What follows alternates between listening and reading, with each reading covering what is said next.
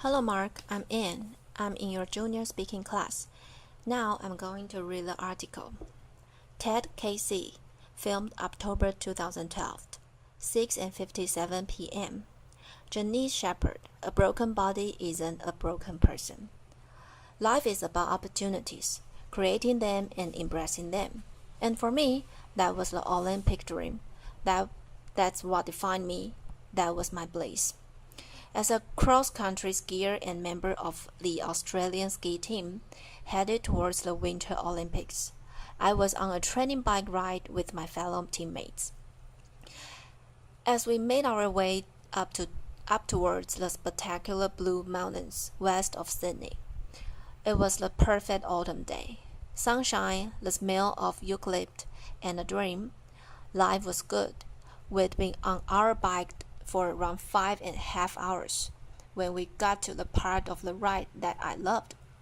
And that was the hills, because I love the hills, and I got up off the seat of my bike. And I started pumping my legs. And as I sucked in the cold mountain air, I could feel it burning my lungs. And I looked up to see the sun shining in my face. And then everything went black. Where was I? What was happening? My body was consumed by pain. I'd been hit by a speeding utility truck with only 10 minutes to go on the bike ride. I was airlifted from the scene of the accident by a rescue helicopter to a large spinal unit in Sydney. I had extensive and life-threatening injuries. I'd broken my neck and my back in 6 places. I broke 5 ribs on my left side. I broke my right arm. I broke my collarbone. I broke some bones in my feet. My whole right side was ripped open, filled with the gravel. My head was cut open across the front, lifted back, exposing the skull underneath. I had head injuries. I had internal injuries. I had massive blood loss. In fact, I lost about 5 liters of blood, which is all someone my size would actually hold. By the time the helicopter arrived at the Prince Henry Hospital in Sydney, my blood pressure was 40 over nothing. I was having a really bad day. Laughter. For over 10 days, I drifted between 2 dimensions. I had an awareness of being in my body, but also being out of my body, somewhere else, watching from above as if it was happening to someone else. Why would I want to go back to a body that was so broken? But this voice kept calling me. Come on, stay with me.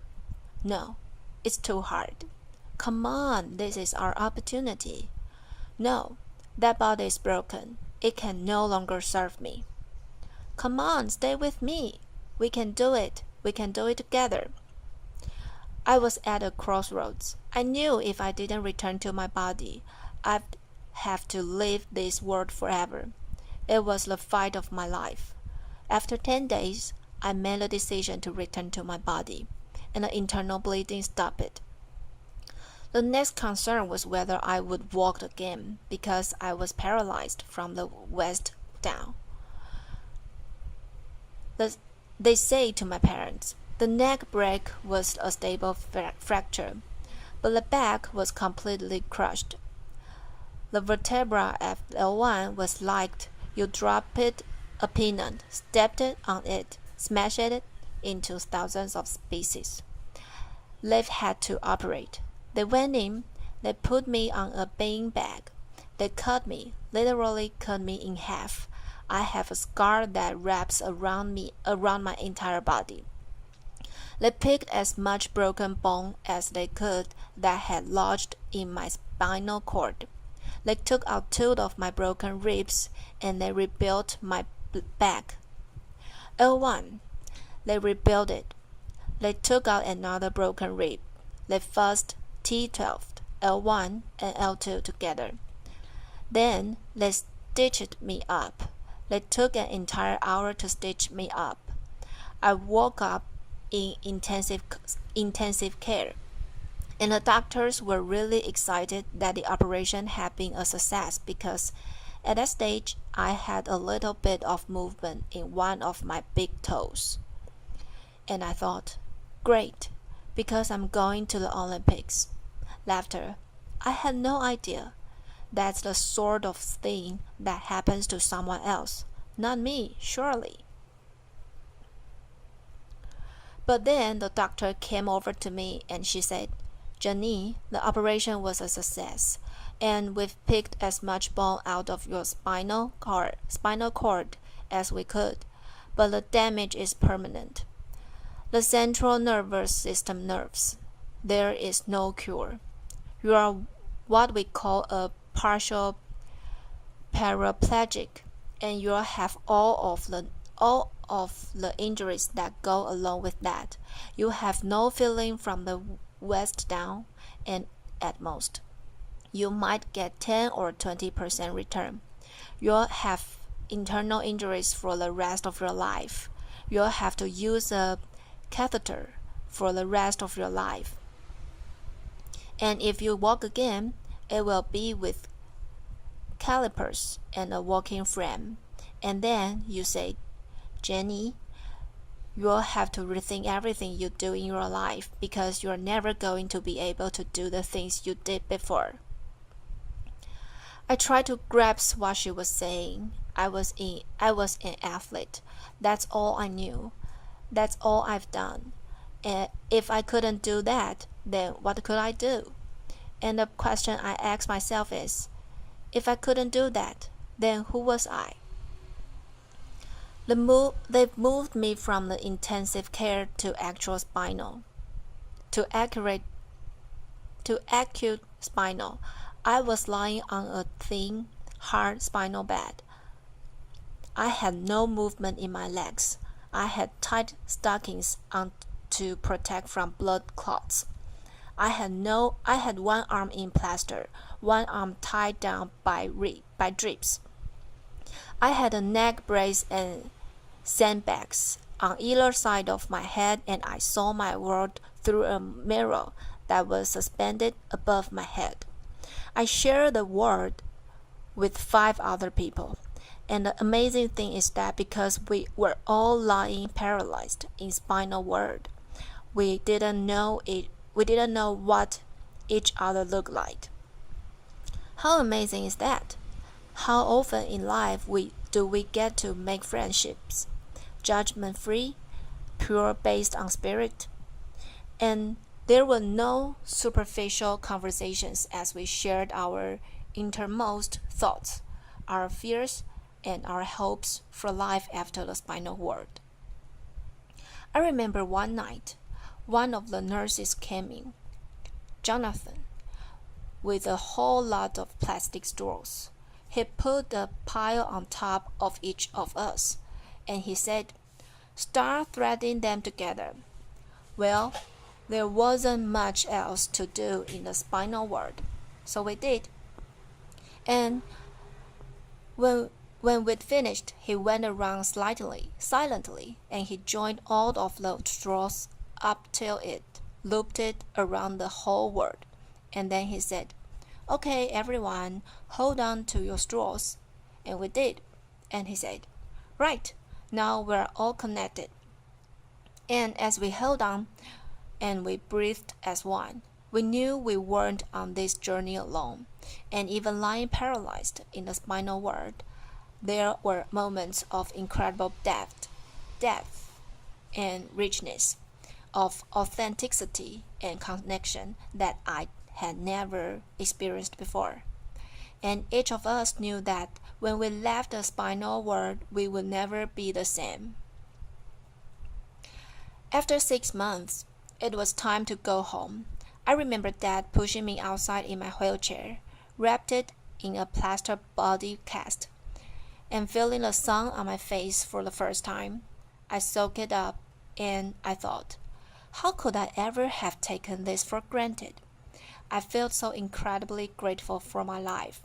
But before I left the hospital, the head nurse had said to me, "Janine, I want you to be ready, because when you get home, something's going to happen. And I said, what? And she said, you are going to get depressed. And I said, not me, not Jenny the machine, which was my nickname. She said, you are, because, see, it happens to everyone. In a spinal ward, that's normal. You are in a wheelchair, that's normal. But you are going to get home and realize how different life is. And I got home and something happened. I realized Sister Sam was right. I didn't get depressed. I was in my wheelchair. I had no feeling from the waist down, attached to a catheter bottle. I couldn't walk. I'd lost so much weight. In the hospital, I now weighed about 80 pounds.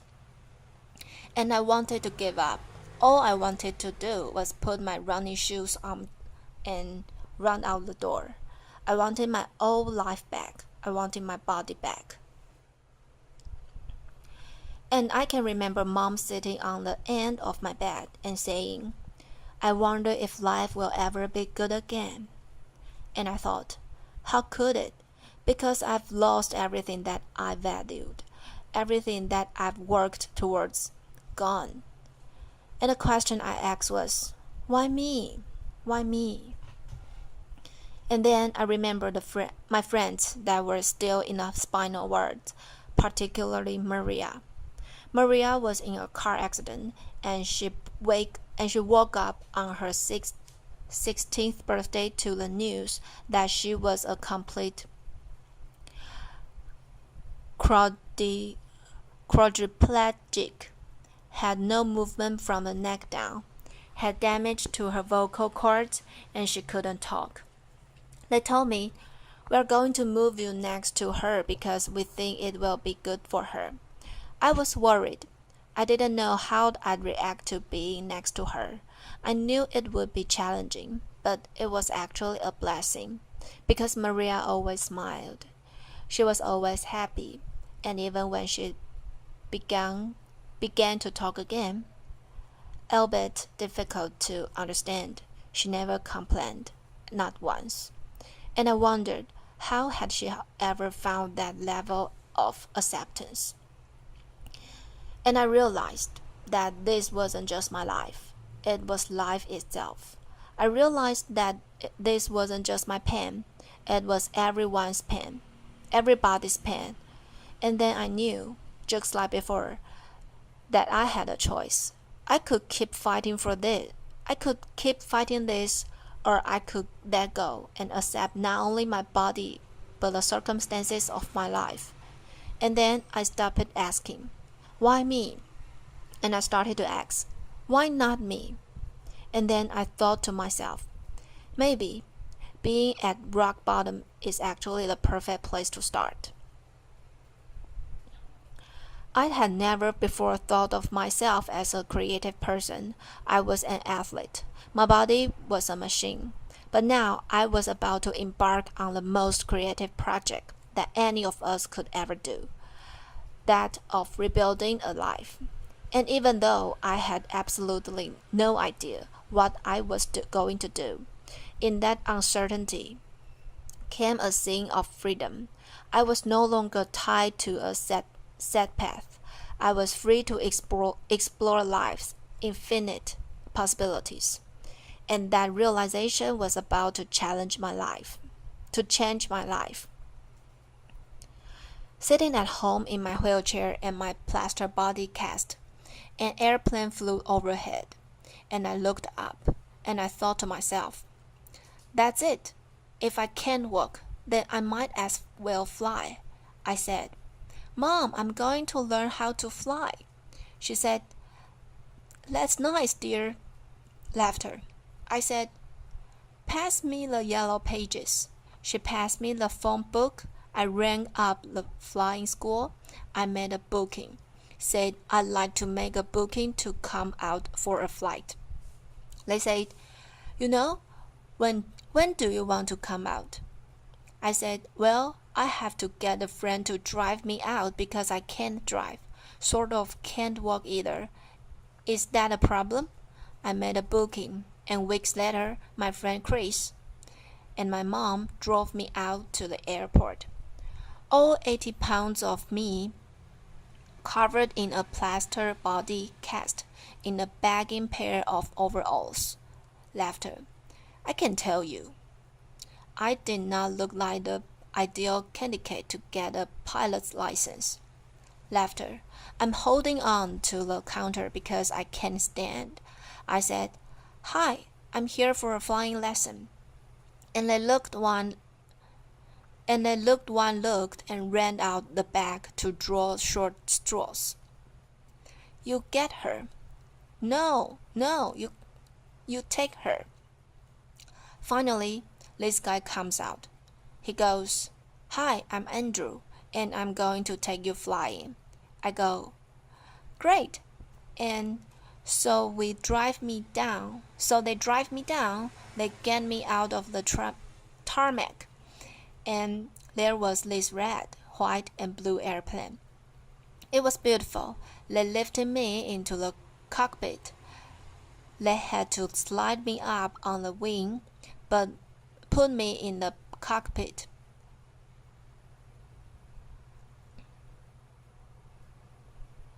They sat me down. There are buttons and dials everywhere. I'm going, "Wow, how do you ever know what all these buttons and dials do?" Andrew, the instructor, got in the front, started the airplane up. He said, "Would you like to have a go at taxiing?" That's when you use your feet to control the rudder pedals, to control the airplane on the ground. I said, "No, I can't use my leg." He went, "Oh," I said, "but I can use my hands." And he said, "Okay." So he got over to the runway and he applied the power. As we took off down the runway and the wheels lifted up off the tarmac and we became airborne, I had the most incredible scene of freedom. And Andrew said to me, as we got over the training area, "You see that mountains over there?" And I said, "Yeah." And he said, "Well, you take the controls and you fly towards the mountains." And I looked up. I realized that he was pointing towards the blue mountains where the journey had begun. And I took the controls and I was flying. And I was a long, long way from the spinal world, and I knew right then that I was going to be a pilot. Didn't know how on earth I'd ever pass the medical, but I'd worry about that later, because right now I had a dream. So I went home. I got a training diary out, and I had a plan. And I practiced my walking as much as I could, and I went from the point of 2 people holding me up to 1 person holding me up to the point where I could walk around the furniture as long as it wasn't too far apart. And then I made great progression to the point where I could walk around the house, holding onto the walls like this. And Mom said she was forever following me, wiping off my fingerprints. Laughter. But at least she always knew where I was. So, while the doctors continued to operate and put my body back together again, I went on with my theory study. And then, eventually and amazingly, I passed my pilot medical, and that was my green light to fly. And I spent every moment. I could not at that flying school, way out of my comfort zone. All these young guys that wanted to be Qantas pilots, and little old hopped along me. In first, my plaster cast, and then my steel brace, and my baggy overalls, my bag of medication and catheters, and my limp. And they used to laugh at me and think, "Oh, who is she kidding? She's never going to be able to do this." and sometimes I thought that too. But that didn't matter, because now there was something inside that burned and far outweighed my injuries. And little goals kept me going along the way, and eventually I got my private pilot's license. And then I learned to negative, and I flew my friends around Australia, and then I learned to fly an airplane with two engines, and I got my twin engine rating. And then I learned to fly in bad weather as well as fine weather and got my instrument rating. And then I got my commercial pilot's license, and then I got my instructor rating. And then I found myself back at that same school where I'd gone for that very first flight, teaching other people how to fly, just under 18 months after I'd left the spinal ward. Applause. And then I thought, why stop here? Why stop there? Why not learn to fly upside down? And I did. And I learned to fly upside down and became an aerobatics flying instructor. And mom and dad never been up. But then I knew for certain that although my body might be limited, it was my spirit that was unstoppable. The philosopher Lao Tzu once said, "When you let go of what you are, you become what you might be." I now know that it wasn't until let go of who I thought I was that I was able to create a completely new life. It wasn't until I let go of the life I thought I should have that I was able to embrace the life that was waiting for me.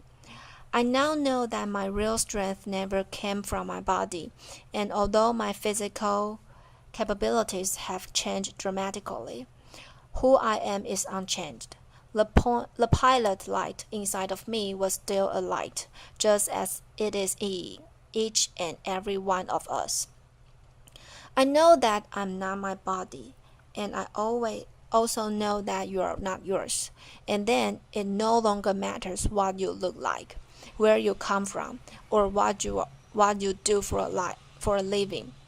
All that matters is that we continue to fan the flame of humanity by living our lives as the ultimate creative expression of who we really are, because we are all connected by millions and millions of straws, and it's time to join those up and to hang on. And if we are to move towards our collective bliss, it's time we shed our focus on the physical and instead embrace the virtues of the heart. So raise your straws if you are join me. If you are join me.